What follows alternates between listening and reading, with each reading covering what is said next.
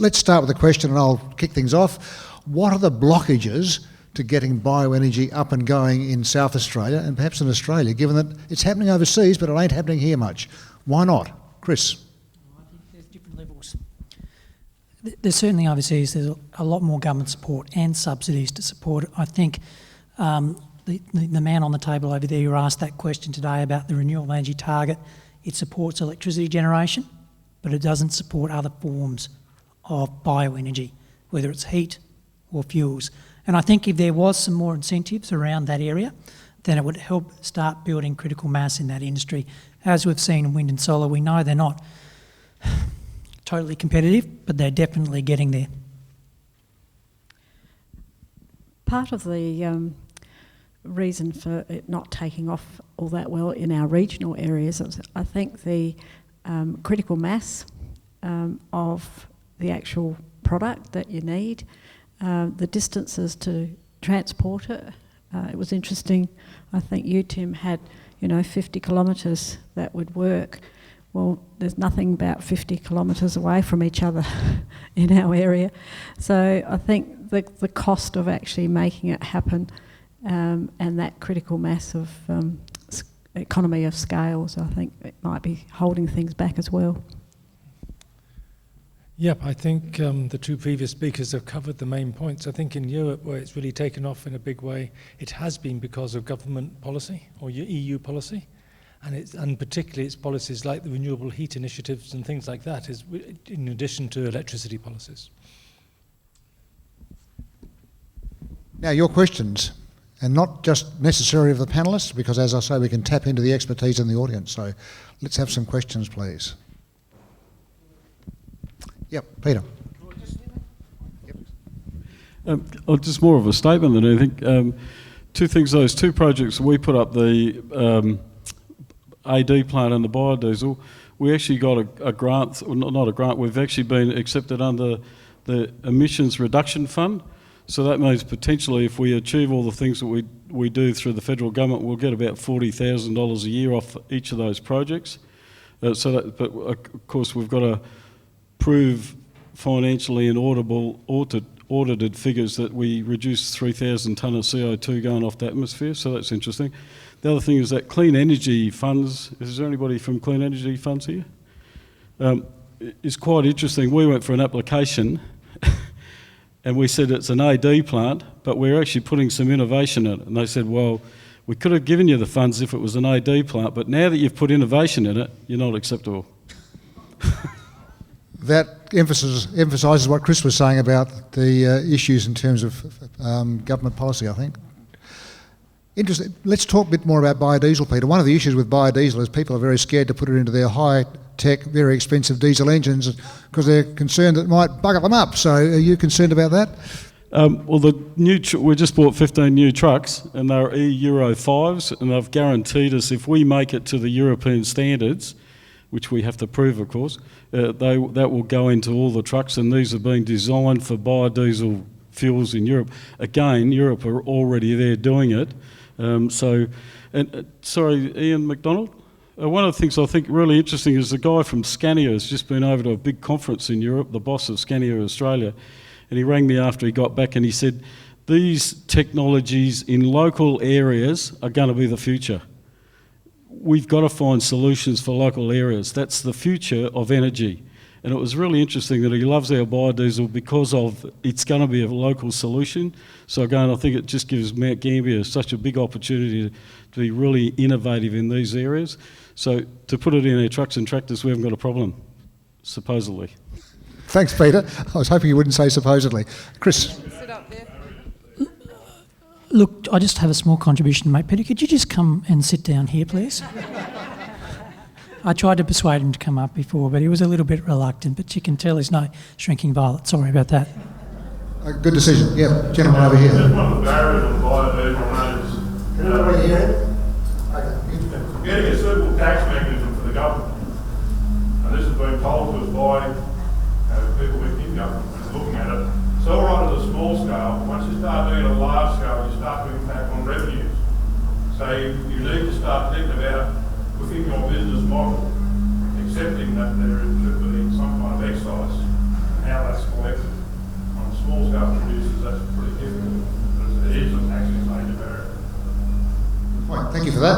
Further questions or comments?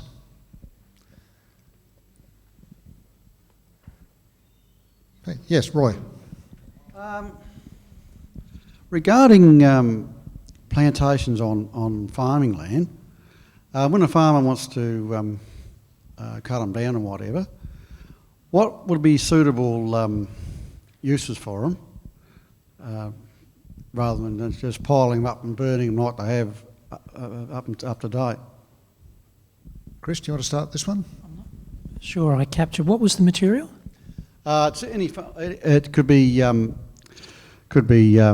cypress or radiata pine or any form of hardwood. Yeah.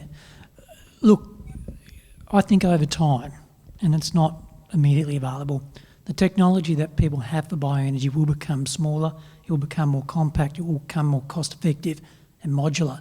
And it won't be long before there is that type of technology where in a farm situation they can have their own bioenergy generator that's taking waste like that in a very cost effective fashion. It doesn't need to be transported long distances, and either converting it into a fuel of some sort that can then be stored and used on the farm. I think it's just a matter of time. I don't know if that answers your question. Right, you're talking about biodiesel or something? When you It say might be fuel, biodiesel, it might be bio-oil, it might be some other type of process that takes it and converts it into a fuel. At the moment, the types of transformation technologies we have, in some ways, are a little bit rudimentary. Right. A bit like when I had my first knee reconstruction versus my second knee reconstruction. But I won't go into that because there's probably some squeamish people here today. But in the next 10 or 20 years, I think there will be that opportunity that whatever waste you have out there on a farm, you'll be able to feed it into a machine. It'll be like a black box, okay? And that will spit the other end some type of fuel. So you can make biodiesel out of trees, If it's can you? biodiesel or ethanol or fuel oil or whatever you're looking for, it wouldn't surprise me if you'd be able to make different types of products within the same black box. So it's out of the wood itself, is it, or out of the Out of the wood? Oh, right. Okay. I'll just add one bit to that. I think also there will be an increase in the use of biofuel wood chips at the commercial scale, following the sort of logic that we heard from the Mount Gambier swimming pool. That can be replicated many, many times over. And I think there will become progressively more of a market for that. And I think there's also a market for using the wood as chip for your own heating needs. Right. But as it stands at the moment, you don't seem to think there's any real market right at the moment for farm plantations. I originally come from the compost industry, so we're all about getting this waste product back into the soil.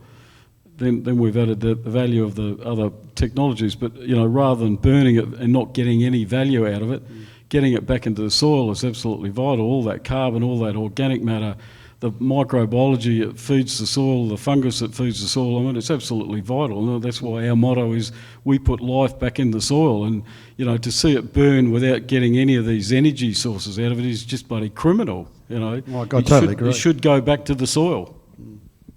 But first you'd have to break it down the chips or something, wouldn't you, from a solid form? Now, you've got some technology that might help here, have you? Oh, I was going to say, come and see me. Right. And Greg Butler, is Greg still here? No, he's not. Okay, because he was... Biofuel goes, there are plenty of options out there now in small companies, overseas, as well as some companies in Australia starting to... It's getting down to the point where 10,000 tonnes of material will be enough to run a plant. It's not that far away. Once you have the catalyst, you can then go from doing your biofuels from gas, syngas, and going on to produce other It's things. interesting from our perspective because we were looking at this route ourselves, and so we sent our gas analysis off to our Topso, one of the popular companies in the world that do gas reformation and other products. And they came back after about 6 weeks. They kept in contact the whole time. They didn't actually come back with a suggestion for about 6 weeks because they had it running all around their company. And they were very excited. They said, forget biofuels. You've got the ideal feedstock to make ammonia fertilisers. And it was easier and more applicable to the thing because if you start making biofuels, unless you're only making really small quantities for your own use, the market is such that you actually can't get a fair shake. That's the reality. And I big biodiesel companies in Australia who signed a 300-page contract for an oil major to have their biodiesel distributed and missed the one paragraph that said only in those service stations that had twin diesel tanks. And there was only 2 of the 1,250 service stations in the country that had twin diesel tanks, and one was in Queensland, and the other one was in Melbourne. So they signed a thing that said they wouldn't sell to anybody else. So you've got to be really careful. So it's about finding a product that you can use or your neighbours can use and do it locally. That's what circular economy is really about. And I think that's a really good comment, even though I talk about a future where there is a little device that you can put it into. In the interim, one of the stepping stones might be to, like the York biomass energy plant, is to try and start talking to some of your neighbours and see whether they have similar volumes of biomass that you can put together and you can aggregate. But one thing I'll say, and just talking about this issue, is that we do live in an economy where there are some very big, large multinational interests that are protecting the market that they have built over a long period of time. Just like we've seen in other sectors, whether it was like Uber with the transportation sector, there's going to be disruptive technologies that come along, but even more importantly, disruptive business models of how people start using bioenergy locally that are going to break those markets down and provide opportunities. Thank you, Chris. Questions? More further questions? Yes, over here. I've often thought that there's a future in, the small plants like sawmills and so on for a Rankine cycle generator. What I've seen of it looks expensive and complicated. I wonder if you guys have got some direct experience with them. Now, before you start, you better explain what Rankine cycles are all about. We're not talking about anything to do with push bikes, are we? No. So what I understand that you're talking about, look, when we generate electricity normally, we take a fuel, we burn it, we produce heat, and then we produce steam. High pressure steam, and that drives a turbine and it generates electricity. The organic Rankine cycle is designed to do the same thing, but actually uses a hydrocarbon fluid, but it's able to do it at lower temperatures. So it's very good for low temperature waste heat recovery, and I think that's what you're talking about. And it's about 20% efficient. There's even power stations around the world that are taking a look at the waste heat they have from power generation, and they're actually putting an organic Rankine cycle machine in to try and recover some of that heat now. But certainly, I did some work, it must have been about 5 years ago, with a South Australian company that was looking to commercialise a modular organic Rankine cycle for that purpose. Again, it is, because it's not widely used, there's not the economies of scales, it hasn't been modularised, it's still relatively expensive, but it is coming. And there are companies overseas that have developed such that you can buy that are available on the market. And again, I used that analogy like solar panels. That technology will eventually reach a point where if you have waste heat to get rid of, that will be a technology used to generate electricity. Some people are even talking about whether you can use it at home as an alternative to solar panels with hot water systems, solar hot water systems. Yeah, I would comment that we've looked at quite a number in my professional career of organic Rankine cycles. They work very well with low-grade geothermal sources. They work well, as you say, on exhaust gases from spark ignition engines and so on. Normally you need to have an inlet temperature somewhere around 100, 150 degrees centigrade before they really get going. But lower, you've got to have a temperature difference there to drive the process. So if you've only got hot water at 60 degrees C, you're fighting very hard to use an organic Rankine cycle because the efficiency will be just very low. But they are more and more modular. You can buy them, the major packages off the shelf. You've then got the plumbing to do. Just to throw something in for Tim, I know indirectly of a mill in Victoria where they were actually burning their wood waste and passing it through a Rankine cycle. So they had a fair amount of temperature difference to play with. It just surprised me that it was economic to do it that way. It's economic to do it that way if you have a process which has got heat at a temperature where you can't get it higher. I mean, if you can go through a steam cycle and get up to steam temperatures, then that's far more efficient. But if you've got, for example, a spark ignition engine, then the heat from the cooling jackets and so on will be pressurized water, will be low, above 100, but less than 200, and that's not hot enough to drive a steam Rankine cycle. Therefore, if you want to recover that heat in the form of electricity, then you have to use an organic making cycle. Alternatively, use the heat for something else. Thank you for that question. Further questions? I've got one. We've been talking about heat and electricity generation, and is one of the solutions that we should be looking at having precincts where one business, for example, might be wanting electricity, another might be wanting, or other businesses around it might be wanting heat, and as Ian McDonald suggested, if you can pipe that heat short distances to organisations that want it, then you start to look at the economies making some sense. I think there's great opportunities for those sorts of developments.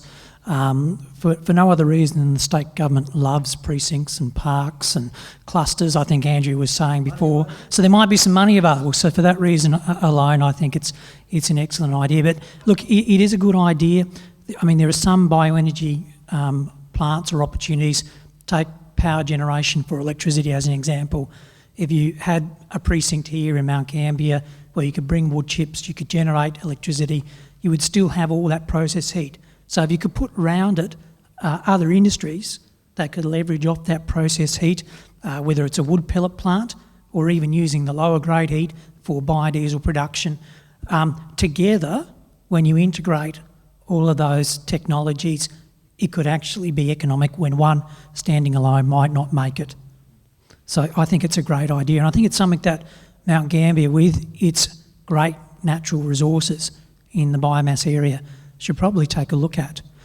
Even if it's not going to work right now, it might be that it identifies that in 5 years' time. And sometimes you've got to do these things so you have the plan in place so that when that government grant does come along, you're ready to push the button. Yeah, thanks. I'd add a couple of riders on that. There were a lot of policies like that in the UK about 10 years ago, and they worked very well for a length of time. And then you found that one of the off-takers, because of market conditions in that particular industry, changed. Suddenly you discovered the off-takers weren't taking the off-take anymore. And so you've got to make sure your project is fairly resilient. You want to make sure you've got a reasonable combination of different off-takers.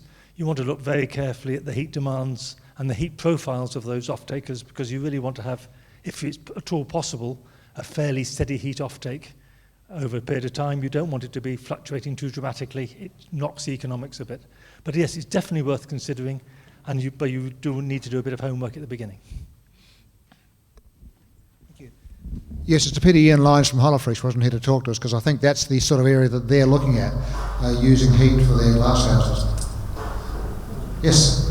Well, this, I don't come from South Australia, but I'm familiar with... Oh, Bella. Yeah, I'm familiar with that. It's actually like where we come from, utilities give you every assistance for the belt. And I'm just wondering what the attitude in South Australia with utilities is for smaller scale connections up to 2 megawatts, for 50 kilowatts to 2 megawatts. Is there an issue with it? Is it something that's easy to do, hard to do? Chris, you mentioned the incumbents wanting to protect their territory. I've always said there's only one thing worse than a public monopoly, and that's a private monopoly. And I think that's what we have here in South Australia. I think it's very difficult for people that want to do innovative things around energy and electricity and utilising the existing grid. When you can buy electricity off the national electricity market for 5 to 6 cents per kilowatt hour, but you're paying 40 cents per kilowatt hour when it comes out of your meter, we all know what's happening in between. So it is challenging, even more challenging here in South Australia. Just interesting, there's a company in West Australia called Richgrow that's same as Biogrow and us, and they built an $8 million anaerobic digester. Took them 3 years to get into the grid because they didn't want that money, they didn't want that power going into that grid. The only other thing I would comment is, you're, I'm sure, aware of Sundrop Farms, where they're using solar thermal to power greenhouses. You could use bioenergy in exactly the same way. I'll just add a comment on to that. That was a really good point to make, Tim, because some people that are in agricultural production, like greenhouses, are actually using the flue gas or the gas that results from combustion of biogas, as an example, to actually boost the carbon dioxide concentrations in their glass houses to increase the production of vegetables in horticulture. So there are other ways that bioenergy can sort of fit into a business model. So in that case, you're getting heat plus CO2. Yeah, we can talk. Yeah. Heat, power, cooling and heating. Yeah, okay, the whole bit. Fantastic. That company in West Australia hooked into glass houses, and they're growing blueberries in beautiful potting mixes. They've got some of the best blueberries you've ever seen in your life. They're as big as a 50-cent piece, and I've never eaten blueberries that taste so beautiful. Unbelievable. What is it in the compost which causes the flavour? It is interesting, though, talking to the big power companies. I know certainly in Western Australia, the company there that runs the poles and wires is very keen to look at chopping off bits at the end of the grid because they're costing them so much money to run. So if somebody can come up with some way of powering those grid ends, they'd be very keen to look at it. And I suspect there are similar situations in South Australia as well. There's a fundamental problem that you run into with that.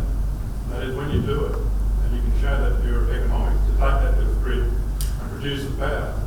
They say, hang on a minute, they're going to come to the other bits of our lucrative part of the network and out-compete us there, so they can out-compete us out here. And we've run into that. Yeah, that's a pity Terry Callis isn't here at the moment because obviously that's what he's looking at on York Peninsula, taking a big chunk of the grid and actually powering it with their own renewables on site. Yeah, further questions? Yes, Barbara.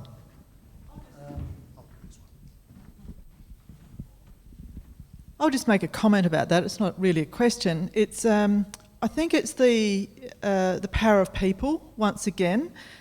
And the more of the conversations we have, and the more people we get interested in this, the more people are going to actually stand up and fight for those rights to actually have that happening to them and be allowed to actually take advantage of those opportunities. So I think that, it's like the little person fighting the, David and Goliath, or however you like to put it.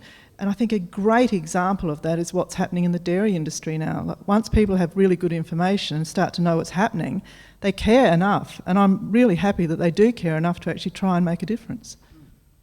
Yeah, good point. I guess if we can get a very active local bioenergy group here that's able to produce enough energy to interest the big operators, then we can start doing something.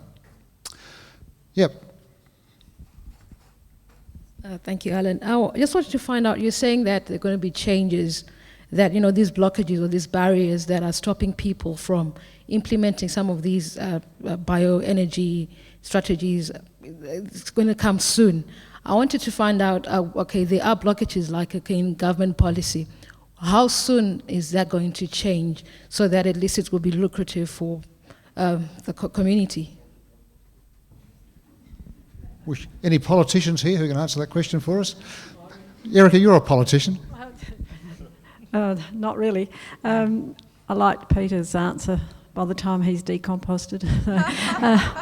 But I think it goes back to what Barbara just said. It's a bit of people power, and I think if people want it and start to speak up for it and the demand is there, then that is going to change government policy or force government policy to support it.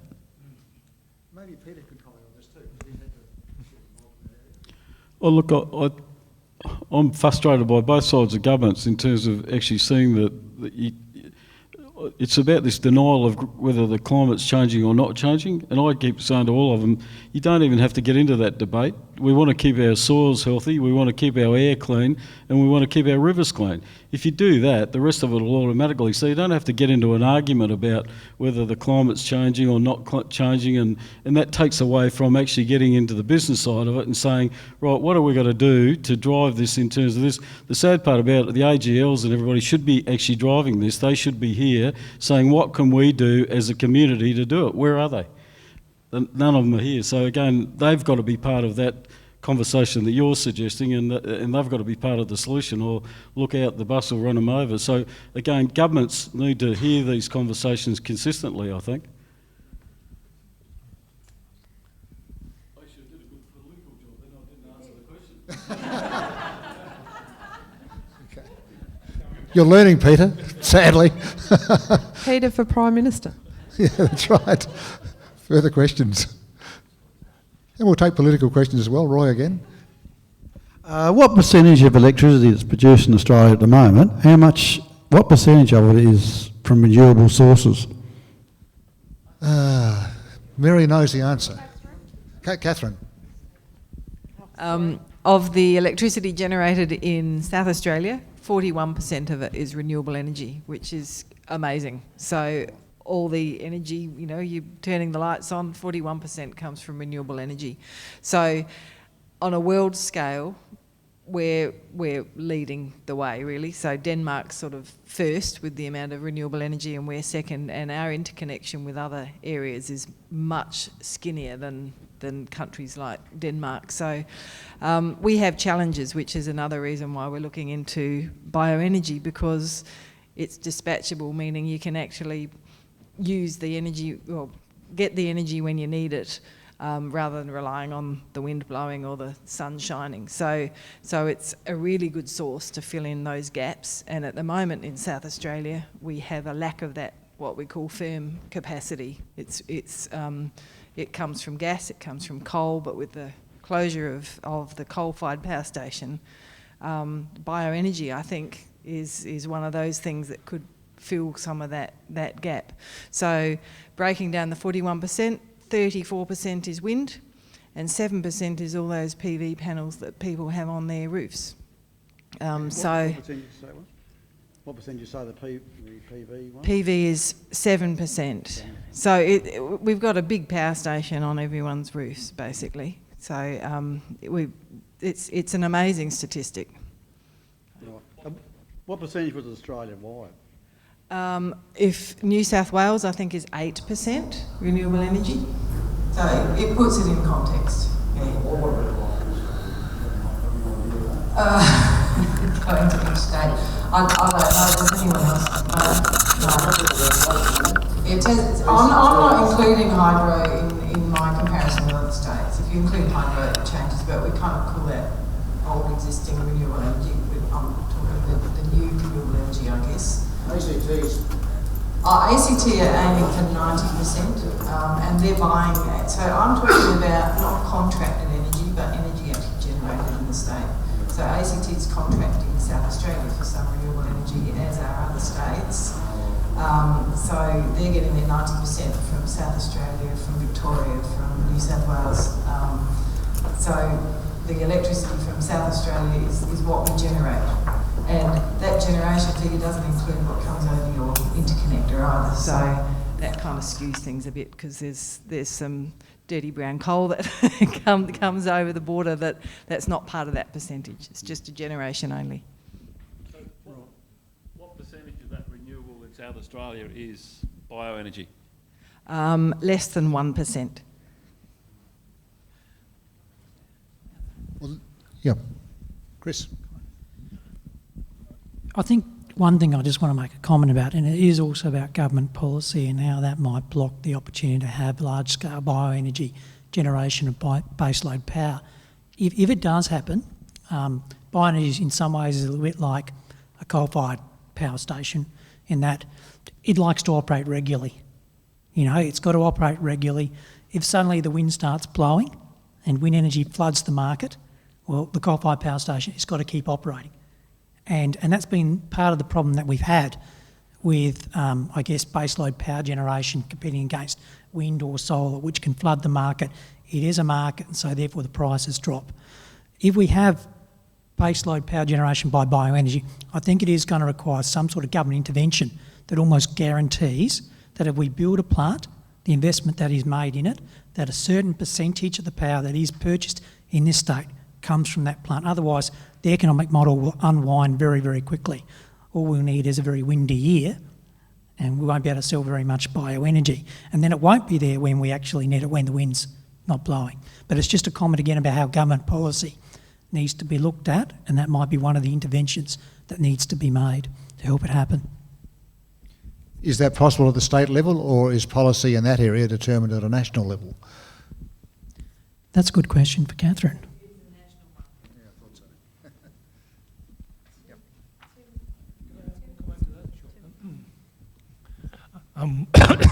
Excuse me.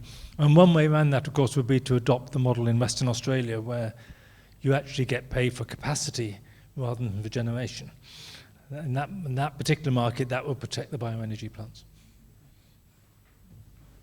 But then again, paying for capacity in Western Australia ended up costing them vast amounts of money for power stations that never got used. So, yeah. I guess I was in Tokyo last week at a biopellets conference, and biopellets technology and trading. So, huge expansion happening there. They've got a new feed-in tariff scheme that for pellet type applications in biomass, they're given 24 yen per kilowatt hour, guaranteed for 20 years, flat, or no indexation, which when you work it out on last week's exchange rate is about $295 a megawatt hour. And there's an awful lot of growth predicted in the Japanese market as a result, not only in pellets, but I think in chips and other biomass firing techniques, including palm kernel shells, which seems to be maybe something I don't quite understand, but there seems to be a lot of talk about that.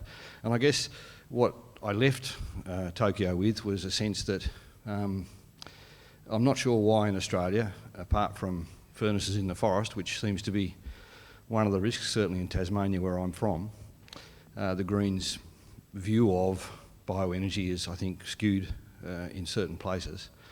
Why we can't find a way to translate from significantly high fixed cost assets we've got particularly in Victoria with coal-fired generators, to either co-fire them at small or large percentages with bioenergy.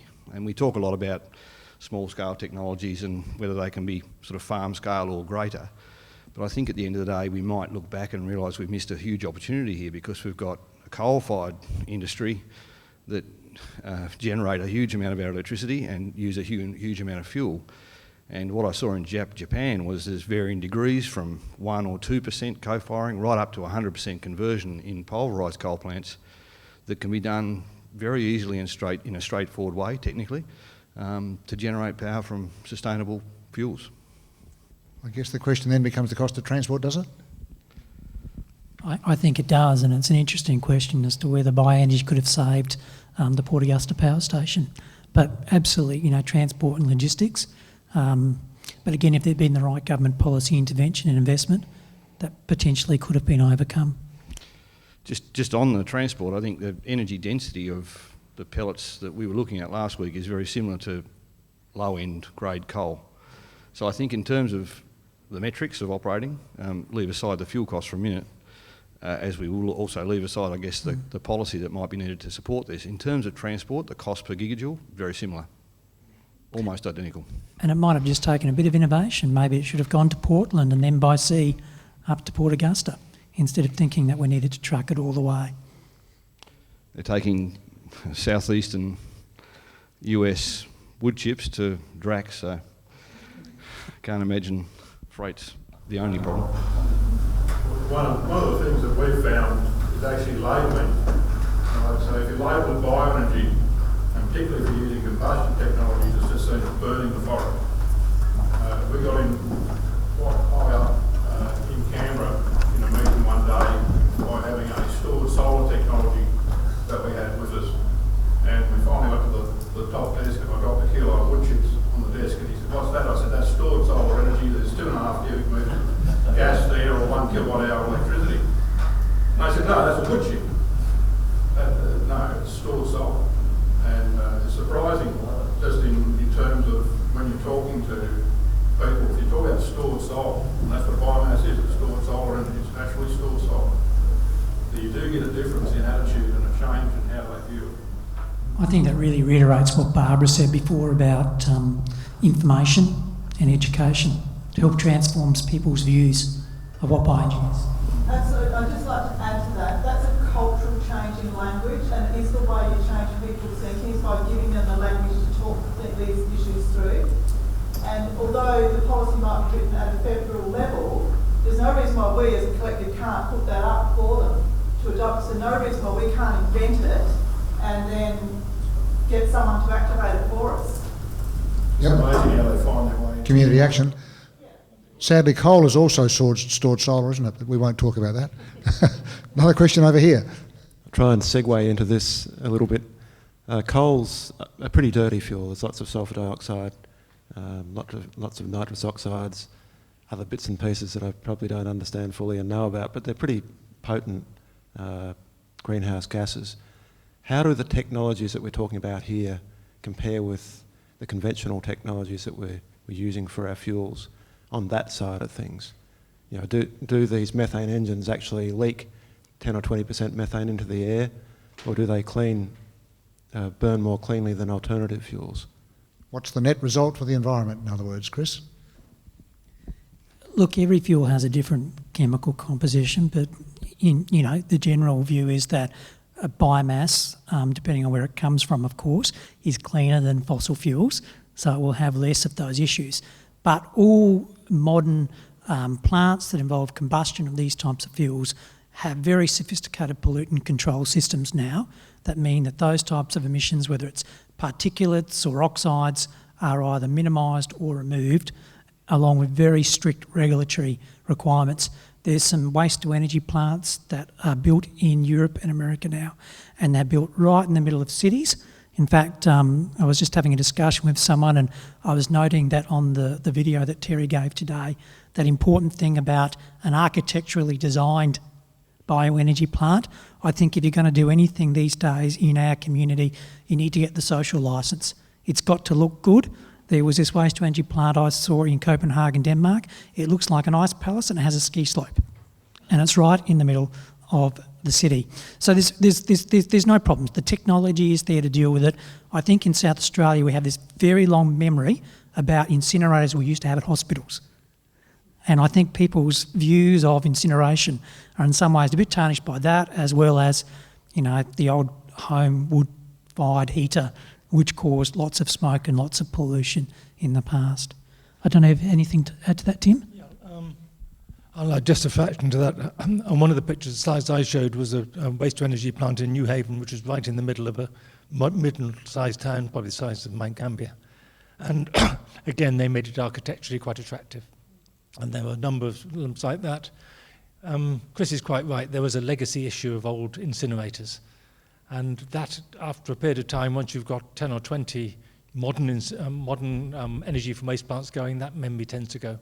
And they're finding it far easier to get public support for new ones than they were for the first ones.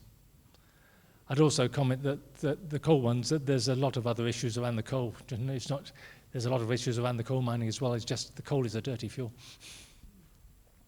Did I answer your question? Yes.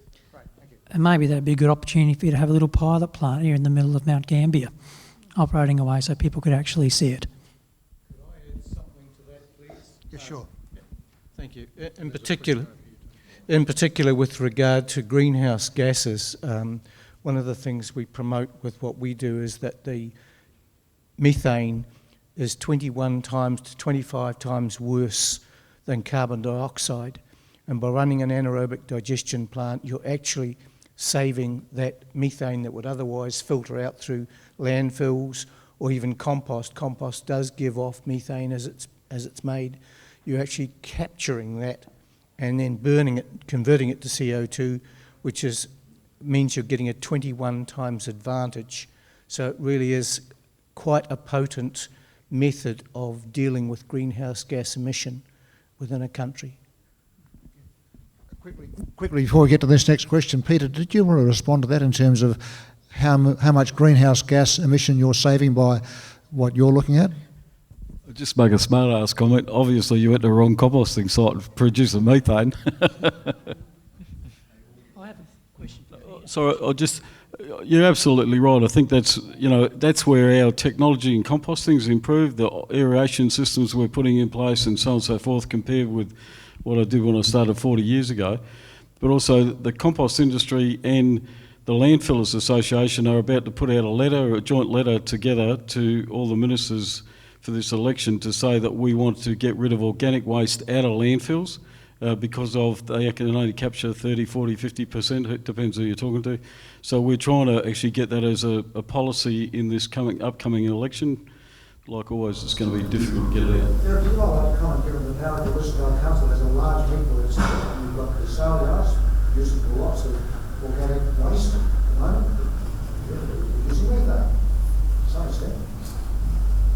Yes. But I'm not really sure what we're doing about it. Our landfill, obviously, like all councils, has been closed, so we now transfer our waste to Murray Bridge, which, you know, is not exactly environmentally friendly either. The green waste is taken out of that, and that is treated differently. The Livestock Exchange, I think that is still dealing with the waste on site, so we do have a problem. I actually had a question for Peter. It's one of the issues that came up when I think Mary and I went down and did some industry engagement, and that was about that the biomass in the Limestone Coast region plays an important role in restoring nutrients and the health of soils and carbon, and how bioenergy might affect that, and what use of the residues from bioenergy and how they can also be constructively used. And I don't know whether you could talk about that, Peter. Well, again, as we started earlier about the timbers, I mean, at the end of the day, we don't want to take any of these residuals out of the area. We want to use them constructively and smartly and add real value to them, to the farming area, and get that life back into the soil. So I think it's an absolute vital. Some of the science that's coming out of Europe in terms of digestates, in terms of using that properly, is fantastic. It's got a long way to go, but it's certainly something that I think can really restore some of that carbon back in the soil. So I think it's absolutely vital. I've just recalled, at the Livestock Exchange, we now have a soft flooring for our cattle yards. So that is chips that we source from a supplier. Those, when they are used, go into our dead animal pit, which composts down, and then that same supplier comes and exchanges it for use on his vineyard, so it's recycled that way. Yeah, we're getting smarter about the way we do things. Now, this gentleman here has been very patiently waiting to ask a question. I think I can just remember. The question of storage of excess power, I'd just like to put to the panel, especially in smaller projects, etc. I hear of wonderful development in batteries, especially coming out of Japan, and that will add a lot to the efficiency of these projects. Would they like to comment? Who would like to comment on that? I'll make a general comment. I think that we're about to see a battery revolution. I think there's the law for computers that the price of computing power goes down by a factor of 2 every 2 years or something. I think for photovoltaics, it's somewhere around 5 years. My understanding was that batteries were halving in cost every 8 years, but that time is shrinking. I think we've got a little way to go, but it won't be many years before batteries have a very major role. Thank you, Tim, Peter, and also Catherine. Just a story. So Adelaide's going to be carbon neutral, so there's a whole lot of workshops going around about Adelaide being carbon neutral, and Dean Brown's heading up this group that I went to a workshop the other night.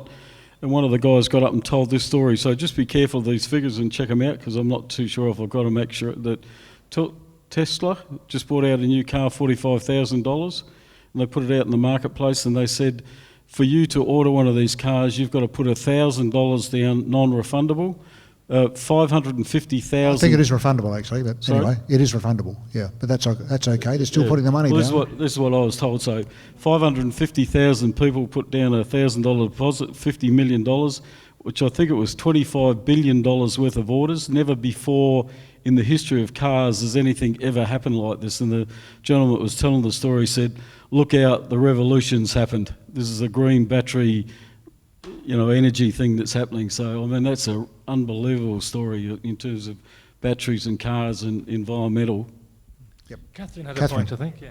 Probably my statistics. Mine's not so much a point, but a question, because batteries kind of fill that space with intermittent power like solar or wind, But do you really need it with bioenergy is a question. So you're saying if we've got batteries, why do we need bioenergy? It's a technical question. It really depends on the complex energy mix. You've got two, and also it depends on timescales. There's two particular roles for batteries. One role for batteries is a short-term role to stabilise the grid, stabilise the system for disturbances that come through. And for that, you need a battery which is only going to store energy for between seconds and minutes.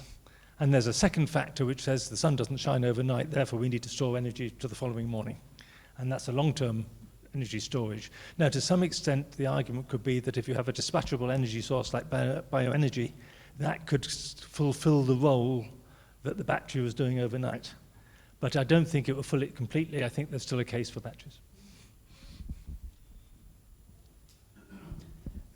I think it will end up being a bit of a mix in that I guess we've got used to this idea that we need to design all our energy supply systems to meet a peak instantaneous demand. The availability of batteries enables us to effectively have a little bounce tank in people's homes or in communities or on networks or nodes. And so that's going to bring down those sorts of peak demands and reduce the variability of demand in the system, which is only going to make technologies like solar or wind or bioenergy much more affordable to do because they'll be able to sit in the background and they'll be able to chug away. And most modern plant and equipment, in my experience, they all like to work at a nice consistent rate and a nice consistent speed. So I think the battery revolution in that regard will also help open up opportunities for these types of technologies to get greater traction. Let's go to the bottom line. And the bottom line for many organisations is, and I'm thinking of, well, let's take Kimberley-Clark Australia. They pay vast amounts for power, mostly in the form of gas at this stage because they've got their own gas turbine. But the cost of power is their biggest issue in terms of continuing their operations in this region. What role can bioenergy play in bringing down the cost of power in South Australia, given we're, I think, about the second most expensive power in Australia at the moment? It can be another option. I had this discussion with an individual that, and it's been mentioned today, but I won't mention it because it's one thing to know it, it's another thing to say it. But they were struggling with the high cost of connection and energy being offered to them. It had been suggested to them that they look at a wood chip power plant, and they'd immediately dismissed it and said, no, well, that's another $20 million of investment. I can't go back and get that money from my investors now. And I said, well, look, that may be the case, but if you develop it up, at least it gives you another option. It gives you an opportunity to have some leverage in your negotiations with the utility companies. At the moment, they pretty much had his, they had him backed into a corner. They know that they're his only option. So I think it can play a role, even if it's not necessarily economic in a situation. The fact that it is there will keep others honest. The Don Chip. We've had potential clients who were paying, in one case, 28 cents a kilowatt hour for their commercial power. They were more than 160 megawatt hours a year. And as soon as they decided to put the gasifier in, the utility brought their power rate back to 5 cents a kilowatt hour and gave them a long-term contract. We're actually seriously considering changing our business model to just going around and offering something prospectively. So just install something that looks like a gasifier and fool them into thinking it is. You've only got to start doing the work, and it does give you an absolute new negotiating program. And we've used it as a tool. And we've used it ourselves as a tool to helping other people who didn't feel part of the help. There you go, there's an answer. And I think that's the start of that disruption that we were talking about. Just a comment about batteries.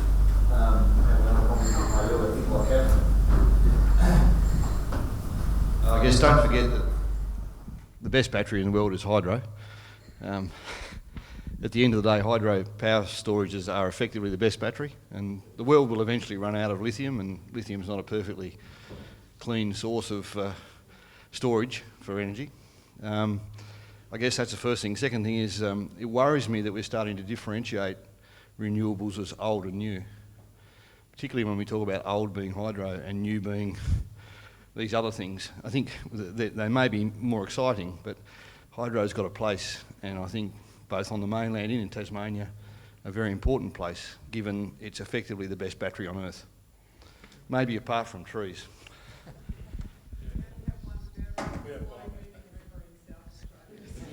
And look, there is a thing called pumped hydro, where if you've got a high dam and a low dam, you can actually run the water through a hydro plant to the lower dam, and when you've got plenty of power or cheap power, you pump it back up again. So it's like a bloody great big battery. It's being developed.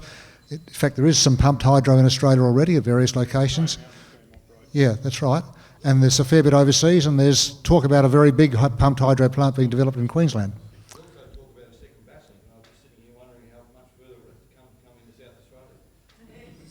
Right.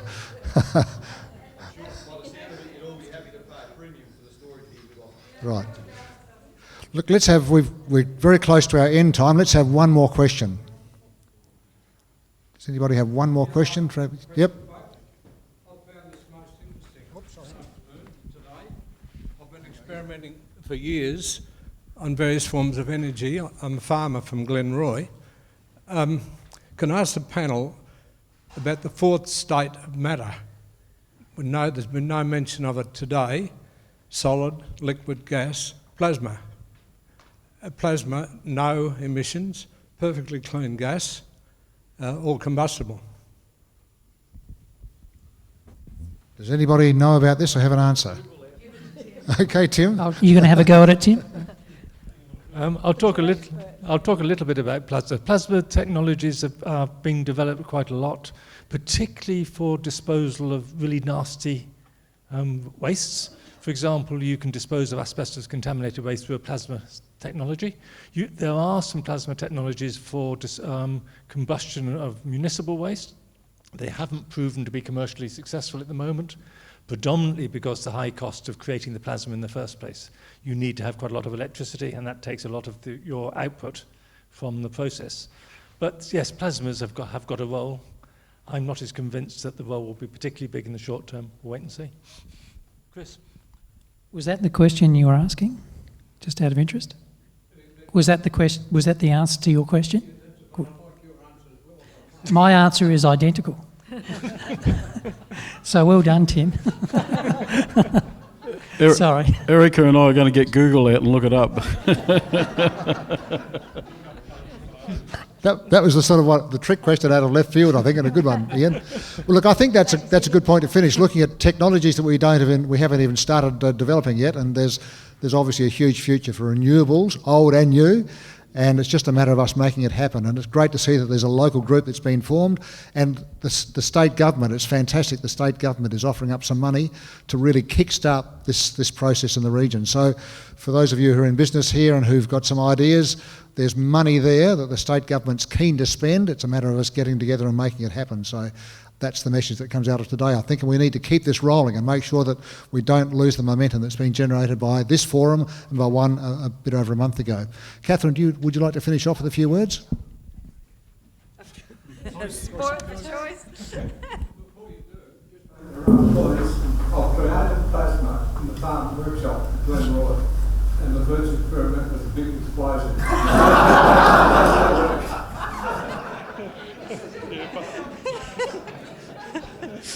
They said that about us. You couldn't have developed a working gasifier, you're a farmer. And I said, that's why.